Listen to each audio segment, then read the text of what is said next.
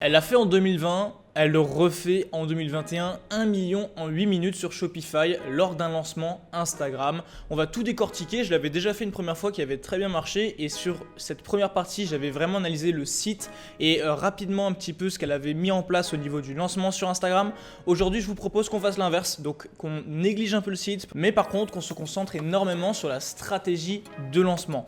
Donc le but de cette vidéo c'est de compléter la première partie. Si vous ne l'avez pas encore vue, eh bien je vous invite à le faire après cette vidéo parce que là en 30 minutes de vidéo, un peu moins, vous allez avoir clairement une grosse claque. Et quand je parle de 30 minutes, je combine les deux vidéos, donc très court, format condensé et beaucoup de valeur. Donc vous l'avez compris, restez bien jusqu'à la fin de la vidéo, on n'est pas là pour parler dans le vent.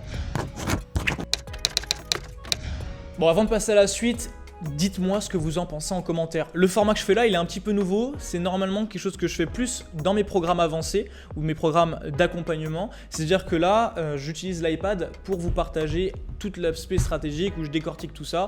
Dites-moi ce que vous en pensez en commentaire. Sincèrement, j'ai vraiment envie d'améliorer la chaîne et le contenu. Donc un retour, même très simple, fait toute la différence. Et puis en plus, ça booste le référencement de la vidéo. Si vous êtes trop flemmard pour écrire un commentaire, un like et un partage, ça fait la différence. Donc voilà, je vous remercie et on continue la vidéo. Alors, juste avant qu'on passe un petit peu sur mon tableau blanc et que je vous partage qu'est-ce qu'une stratégie de lancement, chose que vous allez pouvoir implémenter pour vos boutiques et encore mieux si vous avez une marque, vous allez pouvoir faire péter votre marque comme ça.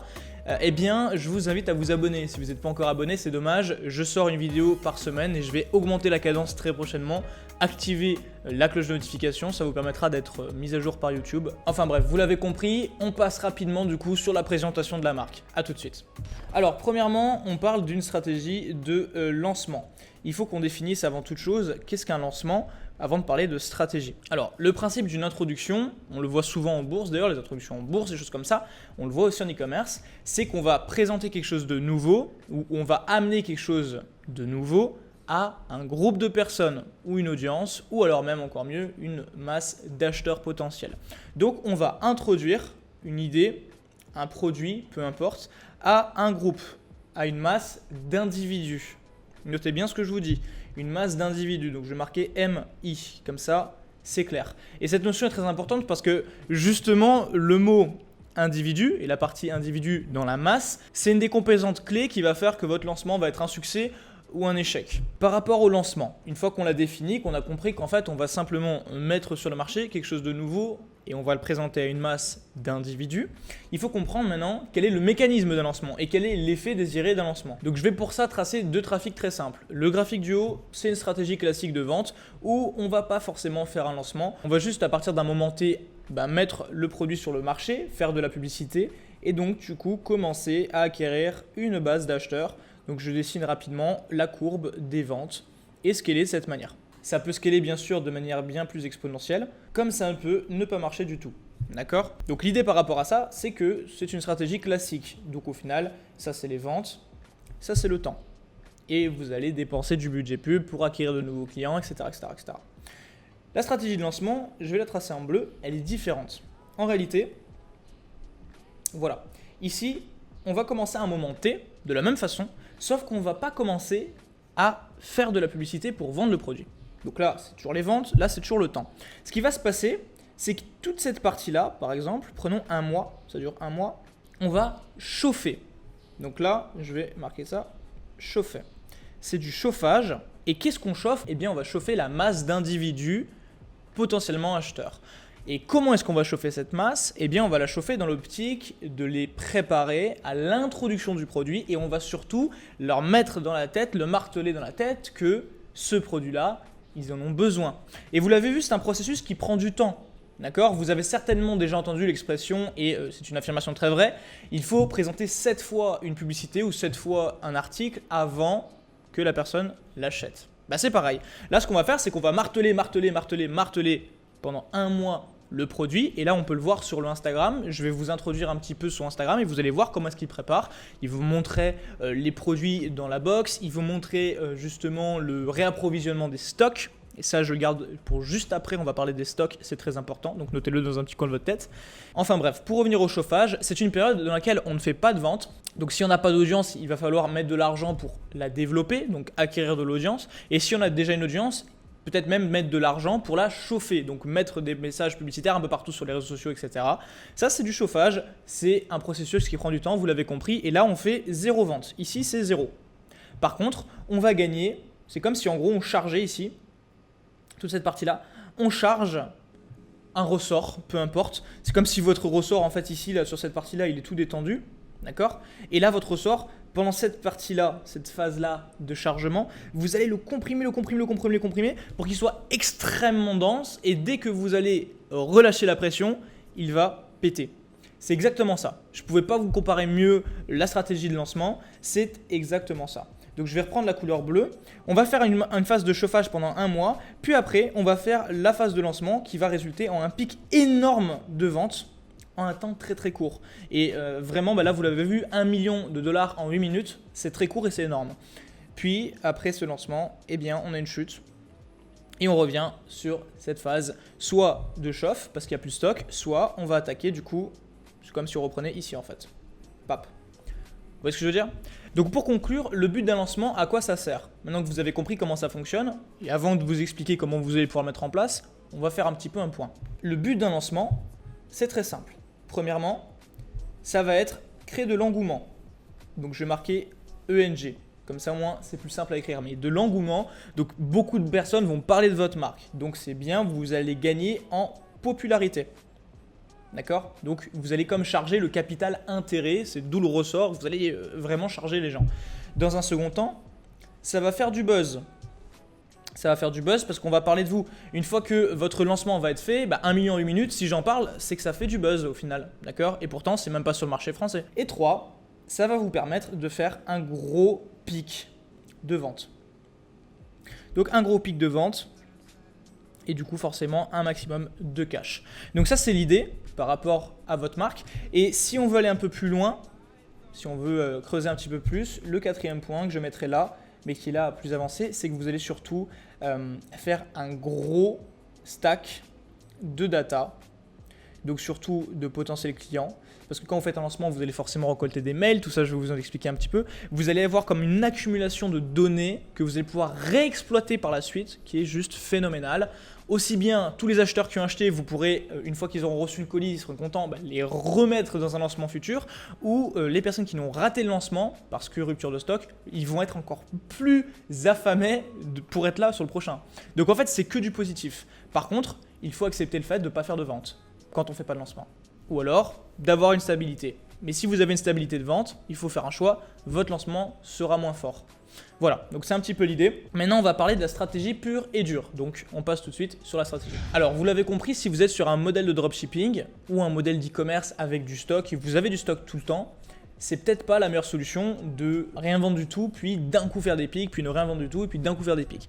L'idée, si vous voulez avoir un business qui est stable, c'est d'avoir une phase où vous faites des ventes, disons que vous faites 50K par mois, d'accord ? 50K par mois en e-commerce, c'est à peu près 1K5 par jour, ce qui est vraiment faisable. Et bien ça, vous le faites pendant une période de 2 mois, je dis n'importe quoi. Puis, dans cette période, vous allez commencer à introduire à partir de là l'idée d'une rupture de stock, ou alors l'idée d'une nouvelle connexion qui sort, ou alors l'idée d'une nouvelle offre en préparation. En fait, vous allez commencer à mettre l'idée dans la tête des gens qu'il va y avoir une introduction très prochaine. D'accord ? Alors là, je ne vous parle pas bien sûr de dire réapprovisionnement des stocks parce que vous vendez toute l'année. Si on parle de réapprovisionnement des stocks, ça veut dire que vous faites seulement des pics de vente, puis plus rien, puis des pics de vente, puis plus rien. D'accord ? Voilà, donc ça c'est l'idée. Vous faites des ventes toute l'année et puis vous allez commencer à tendre le ressort. C'est-à-dire que sur cette période-là, je vais changer de couleur, cette période-là, vous allez commencer à envoyer un maximum de mails, un maximum de pubs, etc. pour dire qu'il va y avoir à ce moment T un événement spécial et il faut s'y préparer. Donc là, vous allez capturer quoi? Des mails, vous allez faire de la capture de mails, etc. Capture de prospects en fait. Et surtout, votre base de clients existante, vous allez la chauffer, c'est très important. Et eux, Moon le font via leur compte Instagram, vous pouvez faire la même chose. Hop. Donc c'est très important de chauffer, de capturer un maximum de prospects. Et une fois que vous allez pouvoir faire votre annonce, donc là encore une fois ça peut être n'importe quoi, une sortie de nouvelle collection, ça peut être un déstockage, donc au final faire un lancement inversé, dire que ce produit best-seller on ne le remet plus jamais en stock, paf, et là vous allez maximiser les ventes, ou alors vous allez monter les prix. Donc par exemple, on fait un x2 des prix sur je dis n'importe quoi, nos appareils Sony. C'est n'importe quoi que je dis, d'accord? Et bien l'idée, vous allez faire un x2, et là, toutes les personnes qui ont été chauffées pendant cette période-là, ils vont faire un gros pic de vente au moment où c'est le jour du lancement ou le jour justement, le dernier jour avant le x2 des prix. C'est ça l'idée, par contre c'est à vous de le communiquer correctement et je vous recommande de faire ça parce que du coup vous allez redescendre fortement, c'est sûr, mais vous allez remonter après et vous allez restabiliser. Donc ça c'est pour un lancement classique où vous avez un flot de vente continu toute l'année et c'est ce que je vous recommande de faire. J'espère que c'est clair pour vous, donc je résume. Premièrement, vous avez un niveau de vente stable. D'accord? Ensuite, vous allez commencer à chauffer pendant une période de temps autour de l'introduction, autour de l'offre qui va arriver. Donc là, le but, ça va être de faire quoi? Ça va être choper du prospect, ça va être créer de l'intérêt, de l'engouement autour de votre marque. Donc ça, vous pouvez le faire avec des ads, donc Facebook, YouTube. Vous pouvez le faire avec des influx aussi. Peu importe. Vous pouvez le faire avec du mail. 3. Vous allez faire le lancement. Donc là, moi, ce que je vous recommande si vous faites du drop, etc., alors c'est de partir soit sur un déstockage, soit sur augmentation des prix drastique, donc un x2, par exemple. D'accord? Et ça vous permet de faire une grosse offre et un gros pic de vente. Et 4, après, forcément, vous allez retomber. Ça va, toutes les personnes qui ont acheté là, après, vous allez avoir une chute de vente forcément, mais vous allez pouvoir restabiliser par la suite.